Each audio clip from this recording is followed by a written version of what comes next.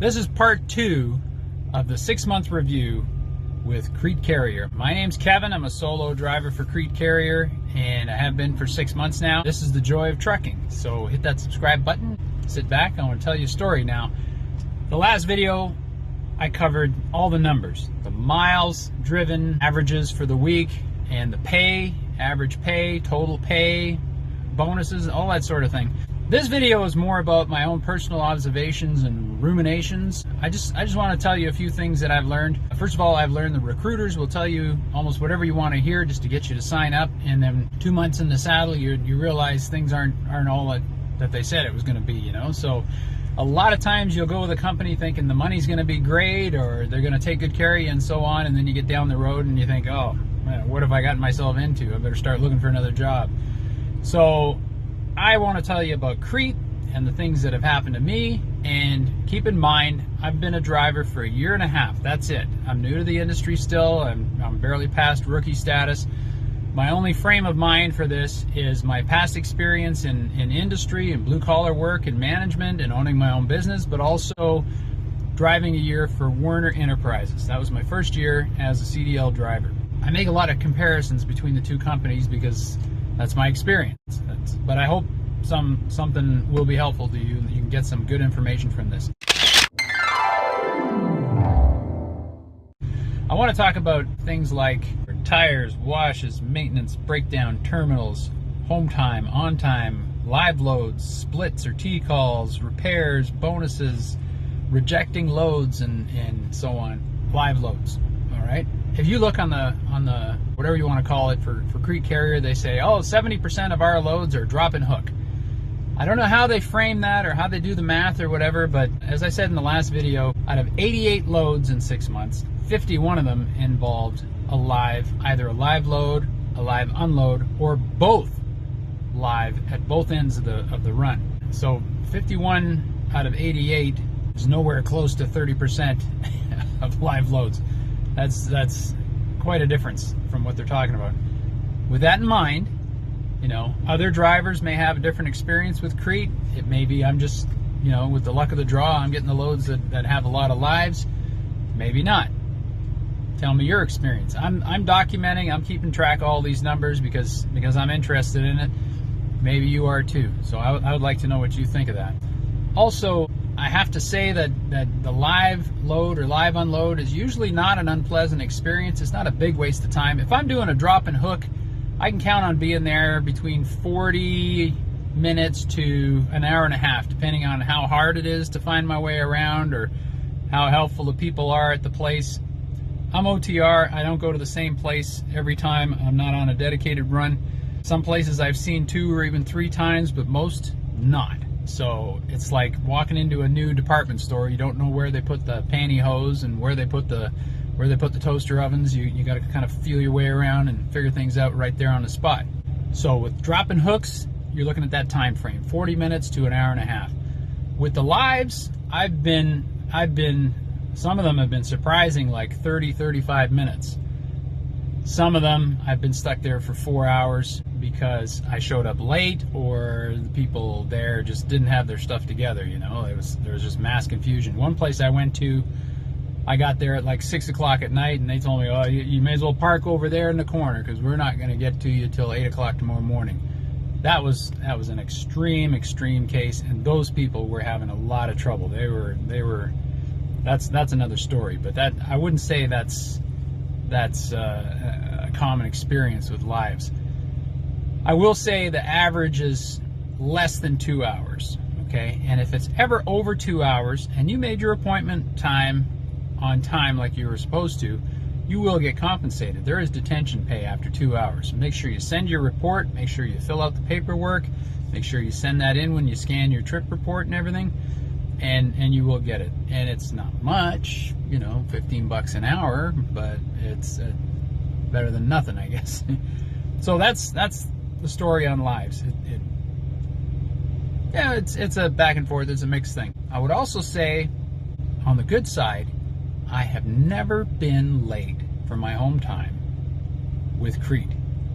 I will drive 21 days to 24 days, and I'll be home for 3 or 4 days. But when I say I want to be home on the 15th of this month. I want to arrive on the 15th, start my home time, take the next 3 days off, and then I'll come back to work on this day. They get me there on that day, and then I start my home time on time. In those 6 months, they've never screwed up one time. Right after the 6 months, there was a miscommunication. Somehow they lost that email, and there was a little stress at the end there, and I did wind up 1 day late because they were at the last minute. They were trying to hook me up, and they did so. But during that first 6 months, I was never late once, and with Werner, it was a very common occurrence. It happened to me all the time. I lost track. I stopped counting. I just basically said, I want to be home on Tuesday. I'm going to tell them get me home on Sunday, and then I know I'll be somewhere in the range. It's very good with CRETE. So far, very good. Another thing I wanted to say, you have the option of rejecting your loads. You get your messages over the PeopleNet, and if they give you the load information as a pre-plan, and you think, all right, I can get it there Monday at noon, but there's an appointment time for like Monday night or Tuesday morning where they won't unload me till then, you tell them, no, I'm not doing that. I'm not going to sit around for 6 hours or 20 hours or whatever and waste my time when I could be making money. You just check the box that says unproductive, and you say, I'm not doing it. I'm not committing to this plan. It's as simple as that. And on other occasions where you know you were headed for your home time, and you knew that if you took that load, you'd be a day late, or if you knew that the load you're on will not get you to the pickup appointment on time, there's a conflict, you can reject the load. You can say, no, I do not commit to this load, and here's the reason why. And nobody calls you and says, well, maybe you should rethink this, or you have to do this or that. No, it's not. You can call it forced dispatch, but CRETE is more than reasonable. If you're not gonna make it on time, or if it's not productive for you because you're out here trying to make money, if you're going to sit in your truck for hours and hours and not make any money because of this load, you can say, no, I don't want to do it. That's a good thing. You don't feel pressured. You don't feel like you're being forced to do what you don't think you should do. That's very good. Let's talk about splits. One of my favorite subjects. With Werner, it was called a split. With CRETE, it's called a T-call. The letter T and the word call. What that means is you get a load assigned to you, you pick it up, and you start driving. And somewhere along the line, with Werner, you would get a message saying, hey, we want you to stop. Instead of taking this load the whole 500 miles, we want you to stop, say, after 100 miles, here's a drop yard. You're going to let go of that load, and somebody else is going to pick it up, and they'll keep going with it. So basically, where you could have drove, all day or a couple of days straight and made some good money, they put the brakes on you and you give up the load and you only got 100 miles instead of 500 miles pay out of it. And with Werner, this was happening a lot. This would be like every third or fourth load you got, you'd be splitting it or swapping, where you'd meet some guy at a truck stop and change trailers with him. And the excuse, no matter how often you ask, the excuse is always, well, we have to get, somebody's wanting to get home time, we're trying to get somebody home, something like that, which I think is a load of crap. I looked at a load I picked up in Pennsylvania. I took it 28 miles and delivered it to the distribution center. I managed to see the information for that load. It had come all the way up from El Paso, Texas, or Laredo. It had been split 8 times. 8 different guys had a shot at this load and only got a couple of 100 miles out of it at the most. And the last guy couldn't take it the last 28 miles. He dropped it off at a terminal, and I had to do a shag run and get it delivered. So this guy couldn't take it the last 28 miles for some reason. Maybe he was out of hours, maybe he was trying to get to his home time, I don't know what, but 8 times on one load, and I've seen more than one load like that. Now with CRETE, I've had 5 T-calls on a load, and it's usually because I'm in progress with the load and I see a problem. I'm like, okay, this load, I'm going to get there, say, Monday night, and it's not going to be unloaded until Tuesday night, so I don't want to sit idle for 24 hours or 20 hours or whatever it's going to be. Can we do something here so I'm not losing money, I'm not losing time? And the dispatcher come back and say, why don't you take it to this drop yard right over here instead of going all the way to the customer, and then somebody else will pick it up and take it the next, whatever miles is left on it. So basically you're splitting the load, but only because I asked for it, not because I got a call or a message saying, we're going to give it to somebody else, too bad, you know. So that's happened a couple of times where I see that I'm going to be losing time, I'm going to be losing money. I've had a couple of loads T-called because I'm trying to get to my home time. So rather than me continuing on with a load, when I have to be home tonight and I've got a load that I can't deliver till tomorrow, or I'm going to drop it here, pick up another load that'll get me closer to home. That's happened a couple of times. So basically 5 times in 6 months we've T-called a load when it's to my benefit, not to the company's benefit or some other guy trying to get to his home time or something like that. So they very rarely at CRETE do they cut these loads in half. That is a good thing. Let's talk about the maintenance and breakdown time. Now, I drove a Kenworth for Werner for a year, and I got a second Kenworth when I moved to a different terminal. I only had it 2 weeks, and it broke real bad. They gave me a Pete for the last week I was there. I really liked that Pete, but I can't tell you about the maintenance on it because I didn't have it for very long. It had less than 300,000 miles on it. But the Kenworth, the Kenny Riggs I drove for pretty much a whole year, I can say I lost about 3 weeks worth of work time because that truck was in the shop for repairs. Either something broke and had to be fixed, but more than likely something had to be fixed. They couldn't get the part right away, and it just sat there day after day waiting for that part to come in. That happened. I did lose another week because the truck was in the body shop, and that was on Werner because they didn't. I took a week off at Christmas. I come back to get in my truck beginning of January, and I couldn't find it. And I go in the shop, and they say, oh, it's over at the body shop. And it stayed there for another week, getting scratches and dents fixed. There's a week I lost because Werner didn't consult with me, didn't tell me, didn't offer me another truck. I basically went back home and sat there for a week. But that's another thing on Werner. Hasn't happened with CRETE. With the Kenworth is 3 weeks downtime with breakdown, and with CRETE, I'm driving a Freightliner. I've lost 1 day, 24 hours. Something had to be repaired. It was in the shop, and in 24 hours I was back on the road making money. That's a big difference too. It might be a reflection between, you know, Kenworths and Freightliners. It might be a reflection on the company. It might be, I don't know what, on the general maintenance that's performed. I'm not sure, because both companies have a pretty good maintenance program.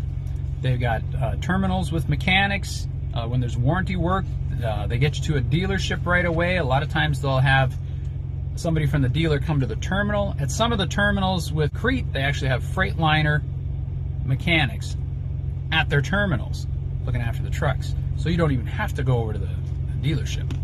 So those are good things too.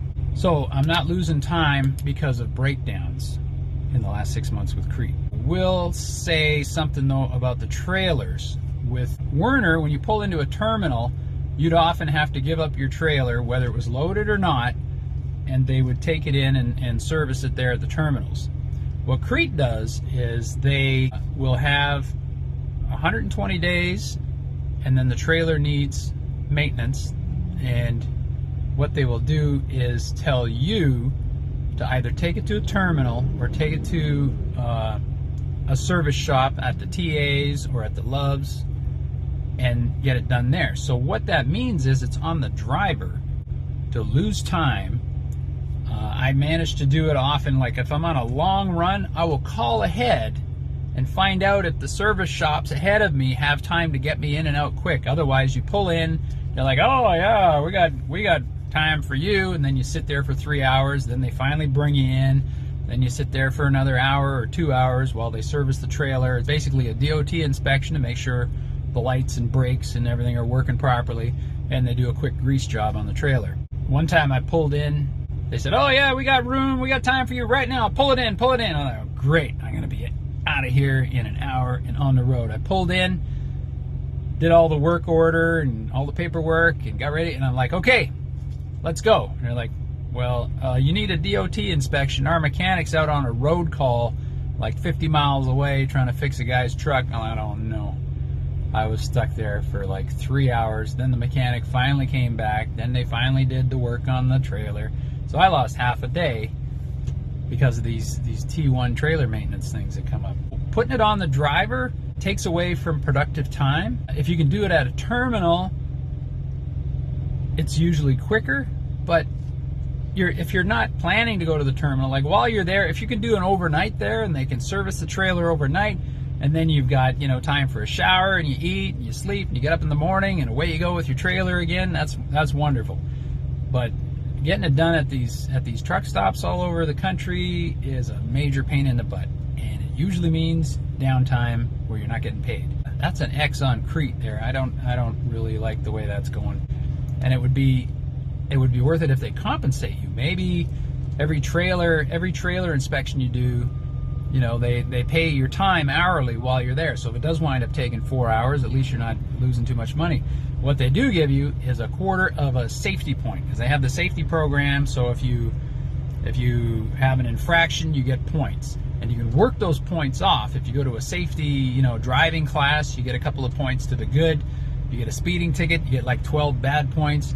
If you get a trailer, if you do 4 trailer T1 inspections, you get 1 safety point to the good. So that's their system there, how that works. That's all you get out of it, is a quarter of a point. Let's see now, what else do we got here? The terminals at Werner were fantastic. They had workout rooms, they had the store where you could buy junk and company shirts and all that stuff. They had really nice clean showers, very roomy. They had lots of towels. They had places like big lounges with big TVs. They even had like pool tables and video games in some of them. And it was a real treat to go to the terminals when I was with Werner. But at CRETE, they're building new terminals here and there. There's one opening up in West Memphis pretty soon. But a couple of them are bare bones. And one thing else, you know, as far as doing laundry at the CRETE terminals, it's free. They have washers and dryers. And at Werner, you had to pay for them. On the good side, that means that Werner's putting a ton of money into their terminals and making it real nice for the drivers. But CRETE is taking all that money and giving it to the drivers. Now, which would you rather have? Again, that's where the pay is better with CRETE. Something else on the maintenance issue. In the year I drove for Werner, I must have had a dozen flat tires. Usually a leaky tire on a trailer, a puncture. I had a blowout on a steer tire once. I had drive tires. I think I had 4 of them altogether with flats. So, you know, you do your daily inspection, you check for this kind of thing, and it's good to get out of the truck once or twice during the day and keep checking, you know, listening for leaks and thumping those tires, checking very carefully with your air gauge. With CRETE, I've had 2 trailer tires that needed to be changed. Back in June, they changed all the drive tires. I thought that they were good for another 40,000 miles at least, but I got brand new drives. And last week I got brand new steers because I noted that one of them was wearing. So that's it for tires. I mean, instead of 12 flats or blowouts even, I had 2 flats on trailers, and all the tractor tires have been changed now. Before, there was a problem with them. It had 1 blowout. One of my flats on the trailer was an actual blowout, like exploded the tire. Far less frequently with CRETE. Now, what's that about? Are they using a better quality tire? Is it all these T1 maintenance calls where they check the tires very carefully, or are we just driving into cleaner parking lots where there's less nails in the ground puncturing tires? I don't know. It's just something I noticed. Think about it. Now, the truck washes, that's another thing. With Werner, all their terminals had truck washes. They weren't always working, but chances are if I pulled into a terminal, I could give my truck a bath, get all the grime off, tidy it up outside, you know, get things shiny again. With CRETE, they allow you to go to a blue beacon on them every 45 days. Somewhere in that 45-day period, you can get your truck washed. Well, you know damn well, 2 days down the road, it's going to look like crap again. If it rains, if it snows, if you pull into a customer's yard and it's dirt, or it just rained and it's all mud, your truck's going to be filthy real quick. And that's why I like to wash the truck as often as I could, keep it looking good, you know, not have to deal with grime and crud every time I'm near the truck working on it or doing so, hooking up and unhooking, putting fuel in, you know, it's disgusting most of the time. With CRETE, you don't get that. If you want to wash it more than that, you're going to have to find a place where you can do it, and the blue Beacon truck washes they get you are just the bare basic. It's just a guy with a pressure washer blasting everything off. They're not shining tires or, you know, doing any extra polishing or detailing or anything like that. If you want that, you pay for that out of your pocket. That is kind of a minus on CRETE's side. So there have been a few, but not serious. And again, it's all coming back to, do you want to make a good living? Are you doing this because you just enjoy it? You just like being out here all the time? Or do you have a goal in mind? You want to make some money, you know? And so far it's looking pretty good, you know. $45,000 in 6 months compared to $55,000 after a year. So where am I going to be in a year? Far ahead of where I was at Werner. So you can talk all you want about loyalty to your company and paying your dues and doing this and doing that for the sake of the job and the, you know, doing your part for the team, but bottom line is you're out here because you want to provide for your family, not some corporation or some rich guy with a big yacht. You got to look after your own. So keep that in mind. If you want to come over to CRETE, don't forget to use that code there. That is a thing that's really showing up for us now, is the referral bonus, the recruiting aspect, because you know, whoever you work for, they've got some kind of recruiting bonus program. I got to say that we're doing all right with that. And if you join the company, you can do the same thing. You go out and recruit people and make that bonus money too. So the other good thing about the bonuses with CRETE is the quarterly productivity and safety bonus, which I missed out on. The first 3 months that I worked for the company, I came in just a little too late to get that quarterly bonus. So the next quarter, July, August, and September, during that time I had a safety issue, so I didn't get that bonus, but we figured it out, and it would have come out to more than a week's pay, actually. So that would have been pretty nice. So that's quarterly. 4 times a year, you have the opportunity to make an extra week's pay as a bonus.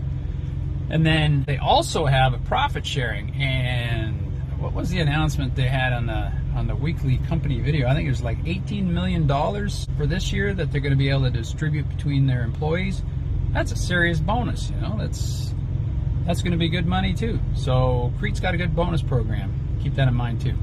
All right, I've taken up enough of your time with my ruminations and calculations and so on. So give us a thumbs up. Hope you got something out of this. Comments down below. I'd like to know what you think of all these things, and maybe you got some contribution to make yourself. Hit that subscribe button, dingle the notification bell. I'll see you down the road. Bye for now.